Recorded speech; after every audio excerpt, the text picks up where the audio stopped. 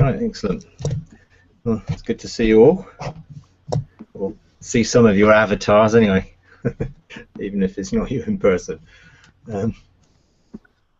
When we sort of started this group out, the initial invitation was really about those who felt called to any sort of governmental role in the kingdom, how that would outwork. And I just wondered, I think Donald is just sort of joined recently, but I would accept, probably understand you also feel called to a governmental role in some way. So really just wanted to just touch base in terms of where people feel that their sphere of influence is, what God's called them to in terms of mountains.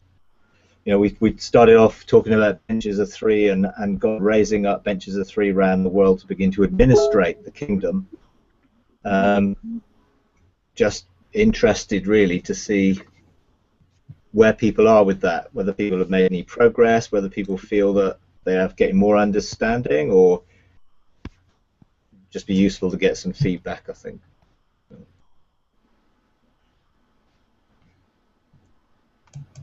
Feel free.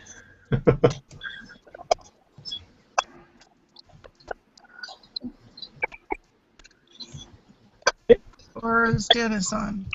I think you're on, Paula. Okay. When I feel like I have jurisdiction in about 3 or 4 different states, but I'm located in a capital of one of those states, and so I was wondering, the bench of 3, I feel like I need to have a bench of 3 in this city. And I don't know anybody else that's doing what I'm doing and listening and journeying the way I am with Ian Clayton and Mike. And I don't know actually how to go about connecting, but I feel like there's other people out there that honor me and that would listen to me, and therefore I believe I could connect with them, and I guess I'm just wondering if I should pursue that or wait till they come to me, or how do you figure that? Okay, well,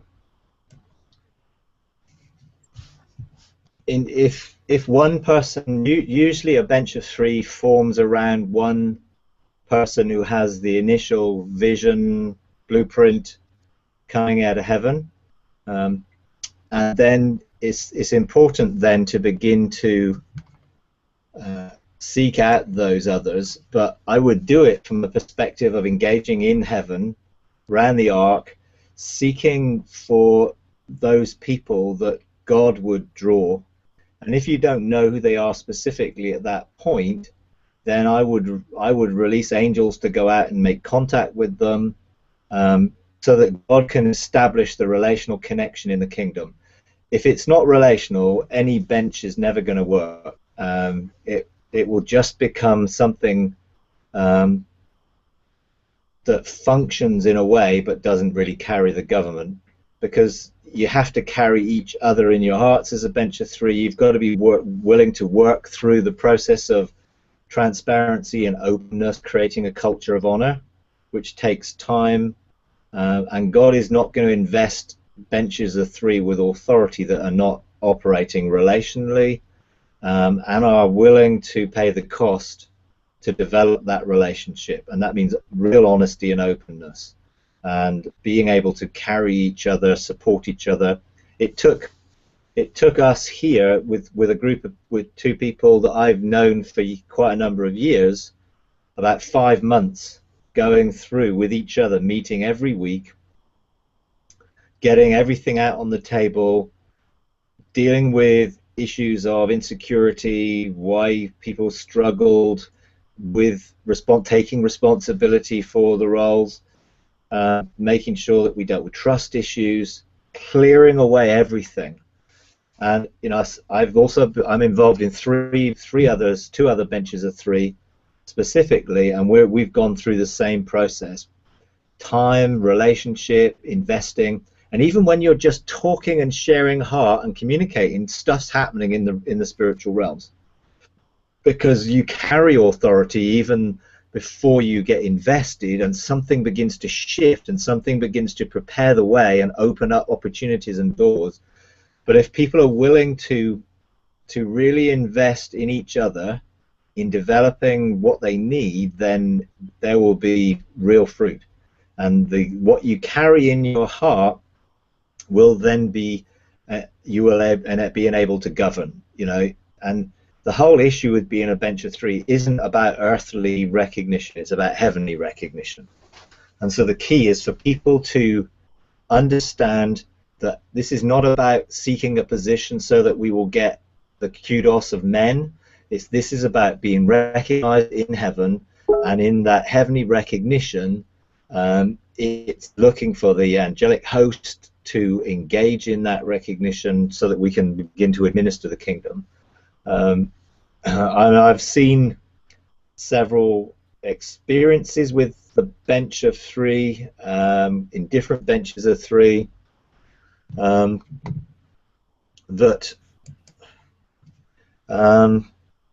I always say it's exposed things. As soon as people have accepted that offer, then it's begun to bring things to the surface. It's exposed things in people's lives, and if you don't deal with those things, you're in a dangerous situation, really. And I think we must be willing to deal with whatever comes up. And I saw a situation where I engaged with a group of people who were establishing a bench of three. They asked me to just talk with them. The person who asked me to talk with them, I warned them that this is not an easy process. If you want to really embrace it fully, you have to really engage in it. And I just hung out with this group, talked to them, shared with them. Basically, that was it. I just sort of said, look, if there's anything I can do to help, please feel free to ask, but that's as far as it went. Just that engagement with somebody who was talking to them on a level of understanding just raised huge insecurities. People's positions were being threatened, and it just exposed stuff. And that person just decided, this is not for me. This is not the place. This is not a place yet which is ready, mature enough to handle that. So I'm not going to join in with a bench of three that are going to be squabbling over who's the preeminent position and who's this.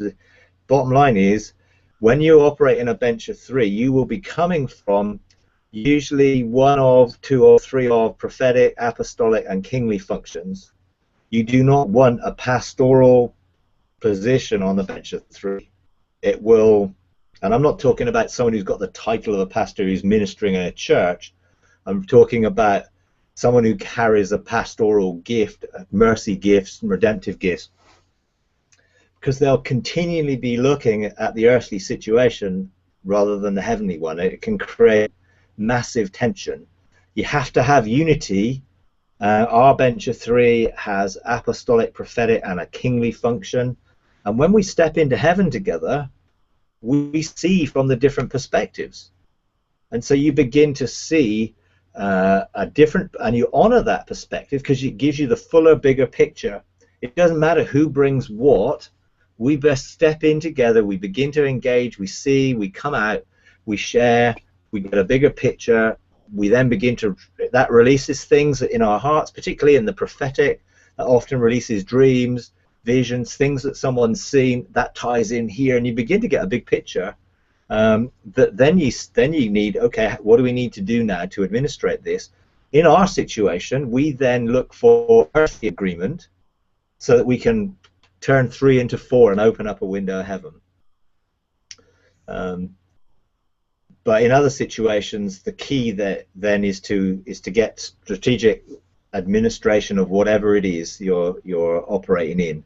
And ultimately, any bench of 3, depending on what it is, really needs to begin to engage lifting other people up into positions of authority, even if it's just in the realm of the spirit and releasing that to occupy, if it's a city, the mountains of the city, who are going to be the gatekeepers, who's going to administer that city. And as you begin to operate in that, God will give you the strategy for seeing those people come about, into connection in relationship with you. Because this isn't something you can plan and try and work out from an earthly perspective or in an analytical way. It's got to be coming out of heaven, and it's got to be a heavenly strategy.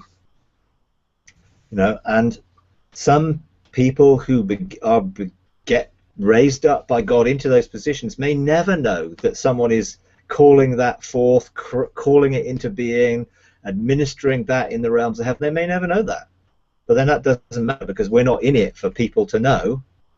We're in it for people to be released into the function of their government, so that we can administer government across our city or our region, town, whatever it might be.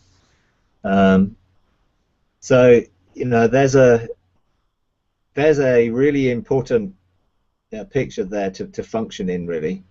So when it comes to it, this is not a short-term easy thing. This is something for people who carry something in their heart. If you don't carry your city or your region or your church or whatever it is in your heart, if you've not cultivated the desire of God for that, then you won't have authority to release it. You can govern only really that which you carry and that which you've cultivated, and it takes time to cultivate desire. What is God's desire for my church?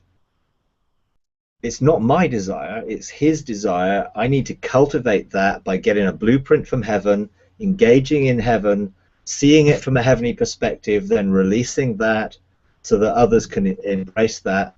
And as a bench of three here, I'm no longer allowed to administer and administrate certain things, because we have other groups who do that, and I can't usurp their authority, even though I nurture them and I encourage them and I carry them in my heart. It's their realms and spheres that they need to take responsibility for, which means you cannot afford to have any manipulation or control operating in a bench of three.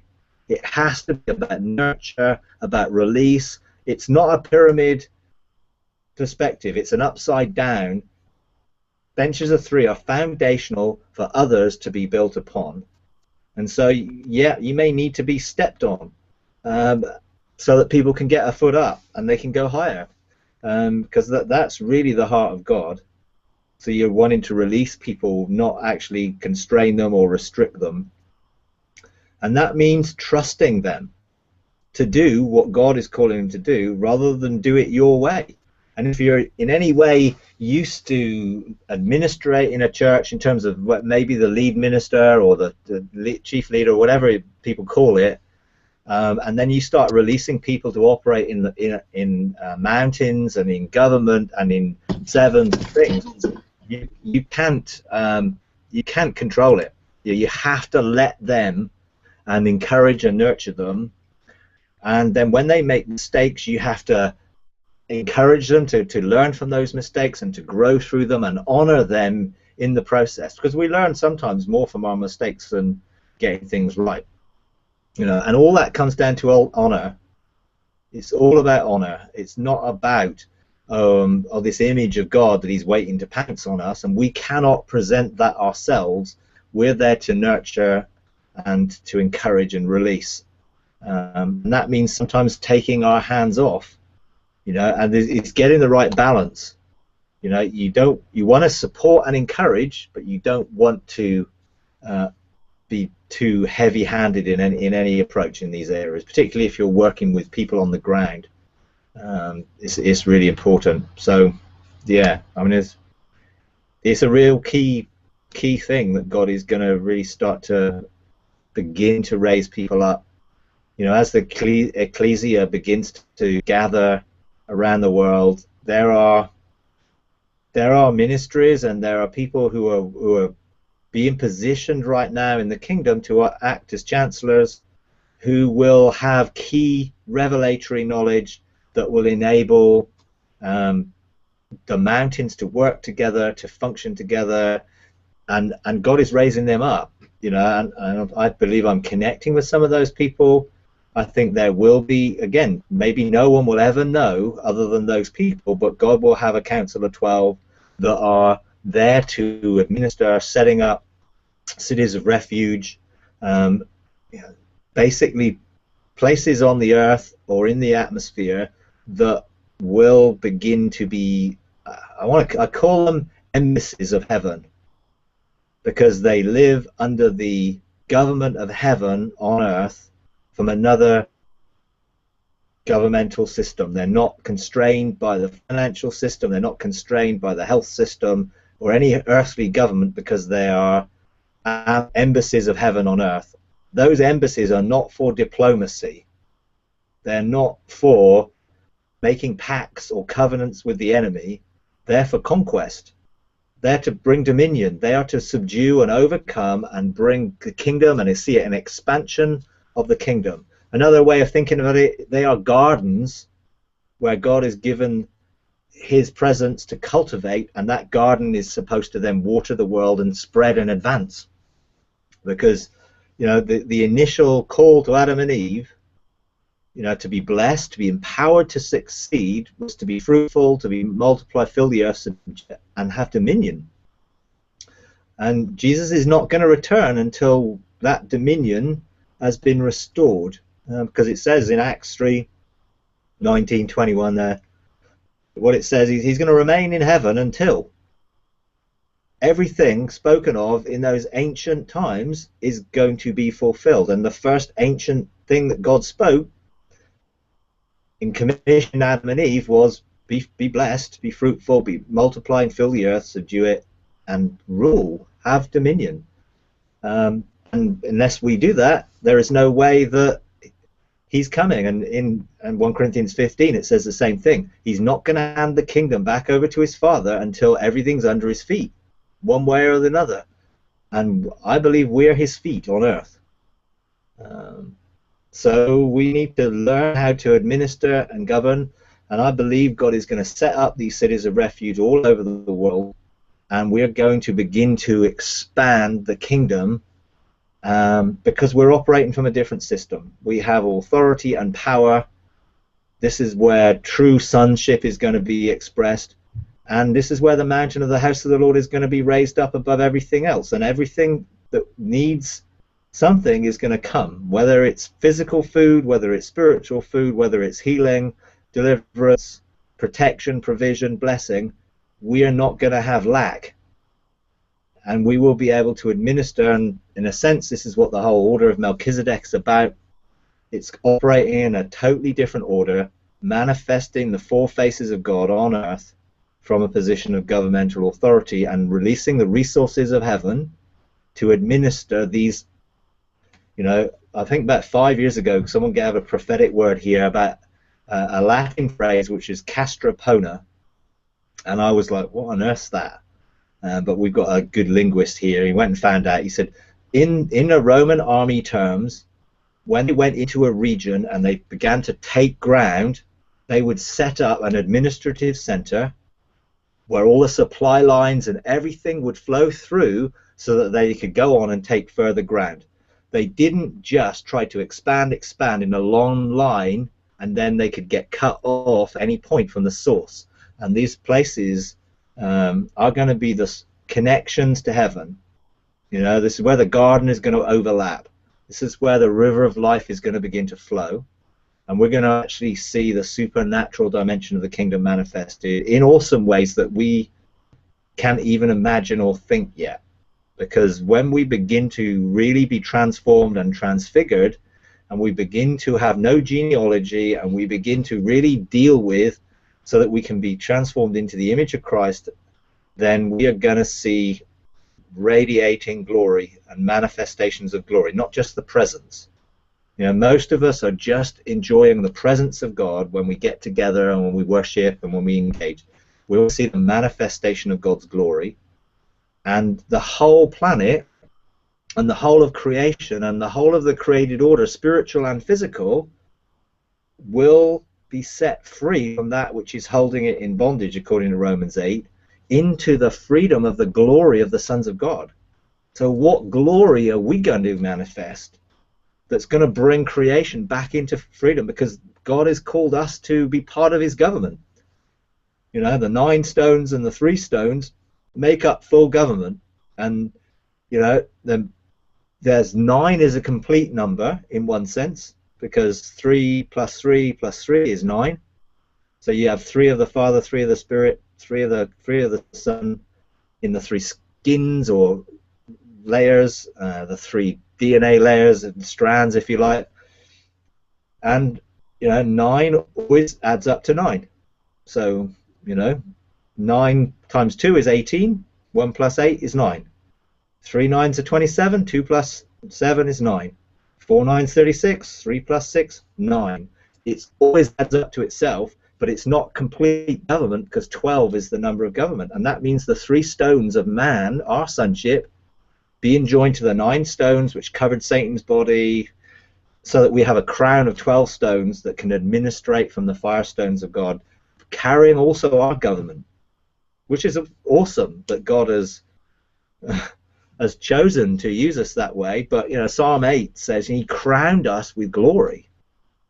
He made us a little lower than him and crowned us with glory, and he's given us dominion over everything, spiritual and physical. And I think that's the amazing thing, and that's what Satan didn't like. When he looked into the fire stones and he saw the administration of the revelation that was in that fire stones, which he should have absorbed into the stones of his body and then radiated out into creation, he decided that no, he didn't want to give up spiritual authority in the realms of heaven, so he was going to fight for it, hence where we're in now. But, you know, we have to subdue and overcome all that and take our position as sons to administrate the kingdom on earth. And, you know, I know that we're in a really key period. I feel that next year is one generation following the prophecy of the billionfold harvest, which was released in 1975.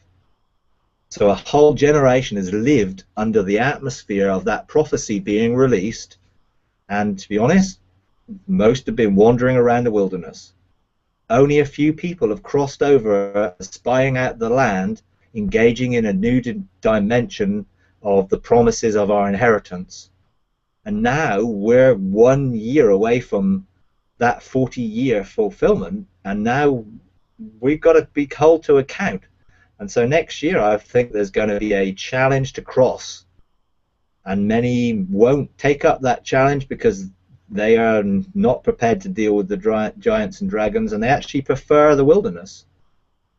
You know, but the wilderness, there was no possession in the wilderness. They owned nothing, and God moved them around continually so that they recognized that this was not their land. So they never settled, because their land was the promise to come.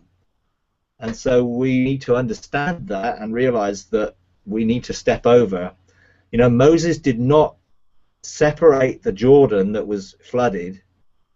They stepped by faith, and as soon as they took a step of faith into the river parted. So it's all about people engaging, not huge ministries and all the fivefold ministry orders. You know, a lot of them have missed it because they've created ministries rather than equipping the body for ministry. And God wants to reestablish something about everybody, nameless, faceless people of the order of Melchizedek, who will administer after that order heaven on earth, and really we will see some amazing things released. But we're in this place. Let's take advantage of this year and let's get as much done in preparation as we can. So that was you had a spill out of stuff that I've been nurturing and meditating on for a while. So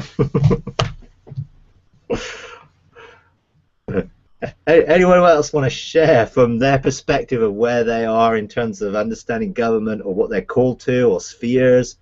Feel free to share, and you know, if not, you know, we'll just go from there. But hey, Mike, this is Stephen. Yeah. We're we have a couple of groups now. It's been, you know, getting everybody on the through the basics so that we can get them everybody pretty much on the same page. We have probably one of our groups are situated all across the United States, so we come together by phone, and then I'm part of a couple other groups that I'm learning from. But the Lord had my wife and I start one, and at first I was like, oh no.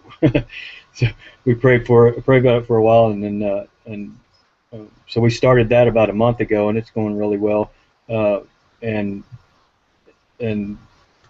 we're starting to we asked the Lord to bring people around us here that we'd have in our own city that we could set a bench of three up with. So we've that's starting to happen now. We've got people that are meeting here in our city. So after we had Ian up for a conference in April, I think it was April, we met with or ended up meeting a lot of people that are even in the Austin area and some in the Dallas area. So after meeting the ones here in Austin, we're now starting to get together. And now the questions I'm bringing up is we need to form a bench of three, and I assume a bench of seven. I'm not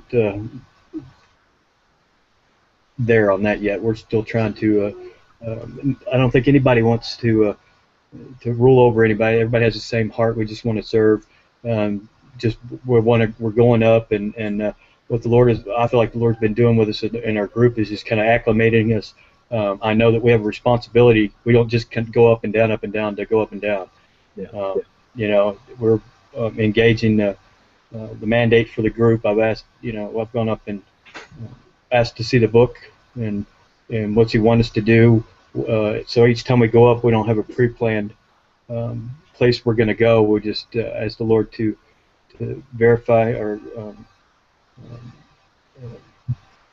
through the going up, where are we going, and then and I feel like we're about a month into it with one group that he had start, and they're getting the feel for it, and I feel like the Lord is fixing to have us start going into courts and doing some things there, which I've done with some other groups, but specifically this one, I felt like he's kind of grooming us to start going in, and I don't know what we're going to do.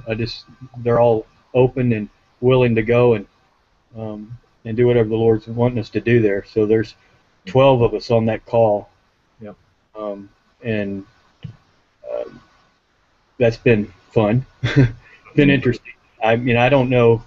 I haven't been that many places in heaven where I can map it out. I'm like, okay, Lord, where are we going? And we're just kind of going through it, learning as we go. And but God's been gracious. So I feel like we have some people here that in the city now that we can start doing some things, because we'd already done some things in the courts for Austin. Yeah. And we've seen the outcome in the natural. Nobody knows what we're doing behind the scenes. It's what you were talking about. We're just going in, and a lot of it's just repentance and seeing court cases, and some for America. So I've seen the Lord start us here. We've done some stuff for the nation. Yeah. And we haven't gone out from there yet, but I know the progression of that as we faithfully serve is it'll grow. But it's been an adventure and a learning process. But it's certainly exciting, and yeah. look forward to. I listen to stuff when I can't be on here. I go listen to you. So I've learned a lot from listening to your these sessions. So I want to thank you. We appreciate you and what you do. So thank you. You're welcome. Yeah, I think the protocols of what you do in a bench is one that you have to learn, and you have to learn how to engage it, and you grow in it. I'm sort of mentoring our sort of 12 group and taking them some deeper now into some things. But how it works for us, we have a book which we can see, we can open some of the pages. Some of those pages we've already outworked and we're established because they give strategy. Some of them are invitations to things. And so, you know, we stepped in together last week and opened the book, saw some things. You know, one of the things we dealt with in the courts is lack of responsibility, people struggling taking responsibility, and we did a whole, okay, let's go in and find out the accusations. Why are people struggling to step into who they are in terms of government? And we found out that you know, there was a whole host of things. Once we did that, next time we stepped in as a 3, we found out that God gave some invitations to take responsibility for some things. And we had 2 fiery scrolls that I'd seen in the realm of the spirit in some of our Sunday meetings, that Jesus turned up with this scroll, and it's like, you know, he didn't wait for anyone to go and take it, because it was like, hey, here's an invitation, but you need to deal with some stuff. You know, we had one of the men in white linen showed up with a scroll. So I was aware of these scrolls, but when we saw them in the book, it was like, okay, now are you willing to take responsibility for this? So what we did is that we, having had that, and we had a lot of revelation around it, and things like visions and dreams all of a sudden start to make sense when you begin to picture that come out of that. And, you know, I saw some things, one of the other guys saw some stuff, and the lady who's with us on the bench, you know, she prophetically released some dreams and a vision she was shown on the previous Sunday. And so we then take it to our 12. You know, we take it to the 12, we lay it on the table. This is what we've seen, what we've got heavenly agreement with this. Are we going to have earthly agreement? And essentially, you know, we spelled out, look, this is the implications here. So it was like, yeah, okay, yeah, we agree. We accept responsibility for this, for these scrolls. So we stepped into heaven and into the ark, and we took that into our hearts. And that was the key. You know, you can be given a scroll, but until you place the scroll within and you take it into your heart, and then you begin to create and cultivate desire and the desires of God for that scroll, then it's just a piece of paper or it's just a vision. As soon as you take it, then, like Ezekiel, he was told to eat the scroll, take it on the inside, then you begin to find that everything about the desires of your heart begin to be drawn towards that, and you shape things around that desire, and it just grows and develops.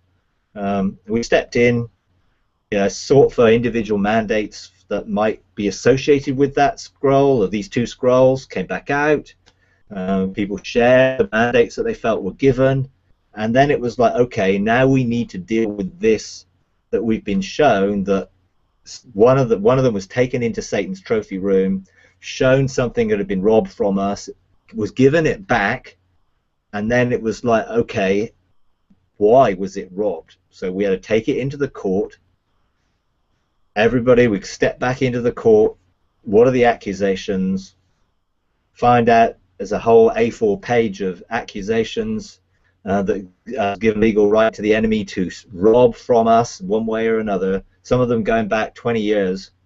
And we then step back into the court and deal with it, you know, stand under the judgment of God and really judicially deal with the legal rights to remove them. Then we can receive the heart of God back in that area. And then we can administer it. So we did that on the Sunday. The person who received that, which was like a heart that was robbed, administered it to everyone on Sunday who wanted it. And so we then earthed it out, because there's no point having, you know, sort of heavenly stuff unless it has an earthly expression. And sometimes we don't get to do that, but others do. But actually in this case, because it's a church situation, we were able to administer that, you know, and then that heart was taken back into the people to then enable us to fulfill the responsibility for the 2 scrolls. So God really starts to move things and show you things to bring everything back into order, that then you can begin to administer. And so we do that. That's how we're learning to do it, you know. And the 7 we have then they're responsible for the vision and for expressing that vision amongst the people. They got to go away and do the same process. How do what we carry in our hearts, how do we express that? How do we administrate that? Now I have to keep my hands off that, you know, because my role is to nurture them and to carry them in my heart and to call forth their gifts and abilities in the kingdom and to nurture them into government. And that's the role of the bench to the seven, is not to be above them, it's to be under them, you know, so that we can support them. So I think it's great, you know, excellent thing, you know, what God's doing, and yeah, keep going with it. Just make sure that you relationally develop the bench in that honor, culture of honor. That's a key. But it's good. Excellent.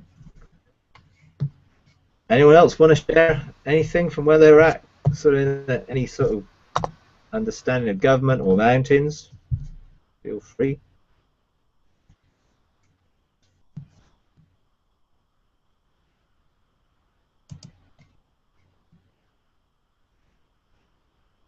No? Yeah. If nobody has said anything, I have a quick question for you. Yeah, sure. Are there more than 3 strands of DNA? Can you have more than 3? Personally, I have 3 strands myself. So I have the 2 natural strands of DNA. I have a light strand, which is creative light, within holding the 3 together, and then that begins to transform the 2 natural strands into my eternal destiny as I release it. When I've engaged on the dance floor and when I've engaged on the firestones, I've engaged with 9 strands of God's DNA, which programs me. It's like, you know, they have 3 strands each, which makes up the 9 stones, you know, and they when they come around you and dance around you on the dance floor and you engage it, there's something that is encoded within the light of our spirit that then our light shines brighter, if you like, or it receives information. And when I've been on the firestones, my mind has not been able to contain it. Also in that dance floor, my mind cannot connect with it, but my spirit does. And literally, it's like I begin to resonate with it, and as an alignment that starts to take place within that, so that revelation of it begins to program. And I found that when I'm on my mountain and I have a crown of 12 stones, there's been a shift in what's outworked from those 12 stones, and there's been a shift in me and in my level of government, but there's also been a shift in the resonance and the frequency of those stones, because I found I've been on my throne and a particular stone has started to resonate, and that has gone through me and it gets released through me as a river, which I've never seen before. You know, I've had a river flowing out of my own heart and in my garden, and I've engaged with the river of life, but actually until I really started to engage the firestones and I really started to get that DNA of God, and there's such levels of it. I mean, you know, the first level was just the 9 fruit of the Spirit, which was just revelation of the nature and the character of God expressed in the 9 fruit of the Spirit. You know, three from each of them, and then I began to engage at a deeper level of understanding some of the precepts of kingdom government that are in those firestones, and another level you see, you know, the sort of the 9 skins of God. You know, the way, truth, and the life, and righteousness, peace, and joy, and justice, judgment, and holiness. And so that, again, that's 9 things representing Father, Son, and Spirit at another level. And I think once you then engage in the firestones at a deeper level, and you begin to engage with the kingdom precepts and ordinances and commandments and testimonies of how you administer the kingdom, which is cool stuff. And you can't, my mind has just been frazzled trying to think of it, but my spirit has engaged it. It has actually encoded stuff within me that when I've been on my throne, I start to vibrate at that frequency of whatever stone it is, and that's how it's worked for me. And then my mind catches up, because I begin to say things and do things and release things that I never thought about, because they're just in my spirit, connected with who I really am, and they begin to just flow out like a river. You know, and a friend of mine, he was sharing, you know, being on his mountain, and God gave him this red stone, and he didn't know what to do with it, and he just felt, and his spirit just said, stick it in the river, and the river turned red, and it flowed out red, you know. And later on, it was like, you know, I said, well, what was that about? Was God speaking to you in the previous period about anything? Oh yeah, he was speaking about this. All right, well, do you think that relates to this red stone? Oh yeah. You know, and you find that God starts to program stuff and into your spirit that your mind hasn't caught up with yet, but then you engage it and it begins to be released like that river flowing out, which brings government. I mean, it releases that which is, you know, the deep things of God. I mean, the deep calls out to deep. You know, it's the spirit that sort of searches the deep things of God, and our spirit knows everything about our heart, and they begin to engage. You know, I think this is joining together and becoming one. When you sort of stand on those firestones, you become one. I mean, it's just such an amazing thing to experience when you just become one with something in a way which is very difficult to describe. I find it very difficult to describe, and I find, you know, it's sometimes overwhelming, you know. But out of that, you know, I've engaged with some chancellor issues that have come out of that since I've engaged that. I've had access to the court of the councils of the fathers since I've accessed those stones. I've been given a seal, which has enabled me to connect up with the 7 high chancellors' houses and what they're about, and, you know, all that stuff. I'm on the edge of pursuing, because, you know, I've got to keep going further, because, you know, I want to equip people, you know, so I got to keep going further, and God just keeps sort of opening up those areas to pursue. You know, I'm just so busy at the minute trying to administer the sort of Joshua generation groups and this new manuals things. You know, I'm like thinking, oh yeah, my spirit needs to go there, I need to go there, but I got to do this, and I get torn between, you know, knowing what I'm doing right now, but the desire in my heart, you know. And I think you begin to engage at a different level when you engage around the ark and the 4 faces of God, when you begin to engage government. And I've found that, you know, that there where the, you know, the end and the beginning meet, and the engaging what was, and sort of my mountains and the things that are in my heart, what does it look like before? And I can engage there, because you engage in the end and the beginning, and you manifest it into today. So I've looked back into the heart of God and the mind of God in eternity to see what did my mountain look like, you know. And I've seen things, and I've looked into what before the fall, what did my mountain look like when Adam and Eve were walking in the garden and beginning to establish government.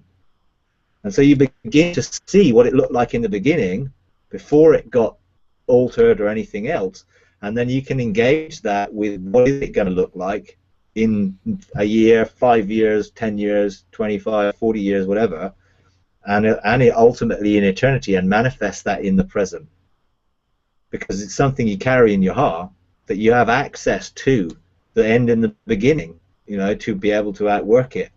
But it takes nurturing there. You know, I'm just beginning to teach people to do that, because, you know, first we were just focusing on, hey, let's resonate with the presence of God. Then it's like, okay, let's start to see from the 4 faces. What is it like to look from in Him? Because in reality, you know, the 9 strands of DNA really are us stepping into Him. So we step into the Spirit, we step into the Son, we step into the Father, and then they are around us because we're in them. Now they're also in us, but when we step into them, then we have 9 and 3 makes 12. So we have fullness of government when we're fully in them, and they're fully in us. And so everything begins to then become, you know, whoever's joined to the Lord is one spirit with Him. because we're stepping in. But you can't just, it's not just, you can't just say, oh, well, I step in and that's it. You have to cultivate what it is to step into the Spirit and feel the layers that that puts around you of righteousness, peace, and joy, and to step into Jesus. Now, we've been baptized into the Spirit. We've been baptized into Jesus. Some people have been baptized into the Father, so there's a sense that they may have stepped into something, but most people just don't get the fullness of it until they really begin to cultivate and nurture that and learn to engage it. You know, and I the last month, you know, I've had probably, you know, in June, more revelation than I've had in any other time and since December. You know, because in December I usually just spend a lot of time just engaging to see what comes out. But last month I had just overwhelming stuff, you know, just engaging, because what I was doing was meditating about stepping in, because he invited me to come deeper into the river, come deeper into the firestones, come deeper into his heart, you know. And I've been stepping into that and just feeling what it's like to be in there, and the security that that brings, you know, and to be engaging the way, truth, and the life, to be engaging righteousness, you know, and to be engaging, you know, justice and judgment, but from the perspective of being in there, not looking outside, wondering, but stepping in and feeling what is it like to administer justice and to bring judgment out of love, so that we can establish holiness from our righteousness that we are in heaven. You know, all this stuff has been, you know, just another deeper layer for me. That it's been, you know, wonderful. I've just had a great month in the spiritual realm. Just a great month, you know, because it's just like, but all I've been doing is waiting, you know, stepping in, just focusing on that, you know, and then that'll direct me into everyday mandates and stuff. But that's been my priority in that month, and I've had an awesome time. And then I know if I continue, that will take me into deeper and deeper and deeper places with God, because you can never plumb the depths, you know, of God. We're never going to plumb that depth. So it's like, but there's so much more we can understand and learn. But so yeah, there's a lot around that subject of DNA and stones and stuff, which I like, you know. I mean, probably about 5 years ago, I was in a meeting and we were doing a basic supernatural seminar, and I was at the back in an exercise, and the Spirit God just spoke. He just said, you must study or engage the 9 stones. And I'm sort of like, at that point, I had no idea what 9 stones were. You know, I had no idea whatsoever, but it set the desire to pursue understanding and entering into it. And as I pursued that, then revelation of the 12 stones has sort of come out of that. And, you know, the firestones, because I had no idea what the firestones were. I'd been on them in my very first encounter in heaven. I was taken to these firestones. Never knew what they were, other than I experienced something absolutely profound that opened up the throne of God to me. I never really understood the full measure of it, and now I'm just beginning to get, you know, a couple of layers down into what is a multi-dimensional place of revelation for each stone. Awesome places to go, but they're all tied in with the same thing: the DNA, the 12 laws that come out of Zion, you know, the 12 elders who are responsible for those 12 laws, 12 elders who are responsible for the laws that come out of Jerusalem, all that stuff, you know, and the Council of the Fathers. I had no idea about that until I began to really look into these stones and begin to engage at a deeper level. Now that's beginning to open up. You know, I just need more hours in the day now, which I'm working on in terms of engaging, you know, at night, you know, when I sleep.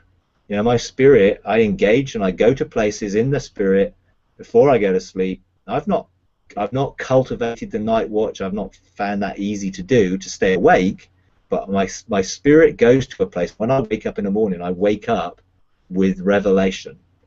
And sometimes that I'm full of stuff, and I just get up and write a whole load of stuff down, and I just, because I look to engage at night so that when I wake up in the morning, my spirit's already been operating, because the spirit never needs any sleep.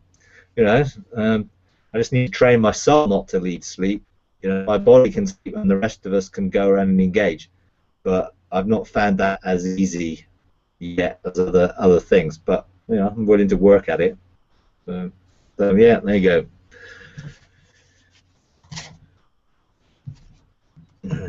Anyone else got anything? Anyone else want to share anything?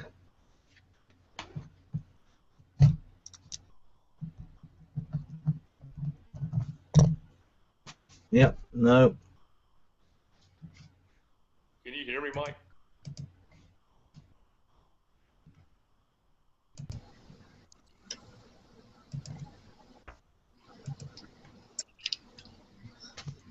Nothing? Okay.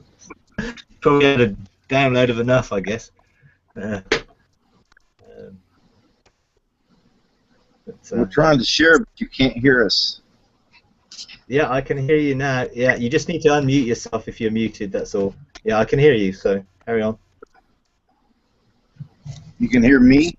Yeah, I can hear you. Okay. Well, I mean, I'm in agreement with everything that you're saying, and government is really what I'm all about, and I love it.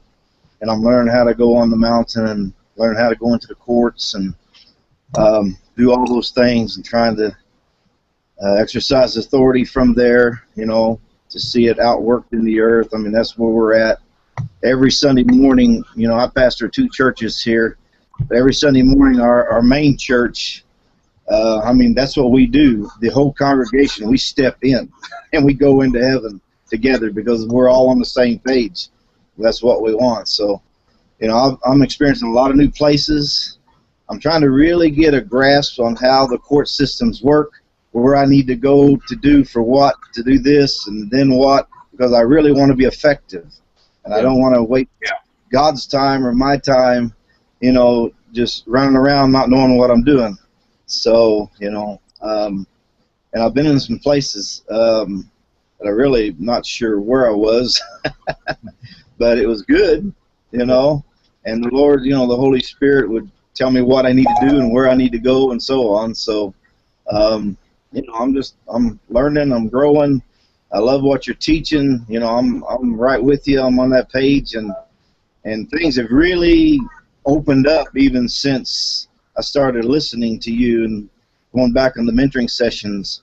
You don't know to go in a place if you don't know it exists, so unless the Lord just sovereignly takes you there. So that's what's happening. A lot of things are opening up. It's really good. Excellent. My drive is to see it outwork. Have the revelation to see the reality of it. So I appreciate everything you're doing. You're welcome. Okay. Hey, Mike, have you ever thought about putting together a map of heaven, all the places you've been? Who was that? I didn't catch that. Have you ever thought about putting a map together of all the places that you've been? Yeah, I've done that. Yeah, that's part of this sort of interactive discipleship program that I'm sort of beginning to I thought I might get a couple of groups of 7 or 8. I've got 130 applications so far, but that includes a journey map for the pathway of relationship, engaging through the realms of our own soul, spirit, out, and then up into the realms of the kingdom in heaven and the garden of God. It also maps out the pathway of responsibility, so all the different court systems, where all the things are that I've engaged in the realms of heaven, where the training halls are, where the different places, so that the whole thing's mapped. And basically, I want to take people on that journey so that they can experience it, understand how to use it, and then engage it. So yeah, I've mapped it all out, and I keep adding new bits to it when I discover something else. So it's an ever increasing experience of something which is ongoing. But I found some key places that you can engage, and by engaging there, that gives you then access into other places. I think some problem is so many people have had many experiences, but they're involuntary and they don't know how to access those things when they need to in government. And I think that's why obviously everything has to come out of relationship and righteousness, but we need to learn how to govern, and engaging with the different courts and everything is all part of that process. So yeah, I've mapped it out and I'm sharing that journey map with people on this process of teaching people to engage. So yeah, excellent. Okay, well, let's leave it there, and hopefully we can engage in a couple of weeks, which would be good.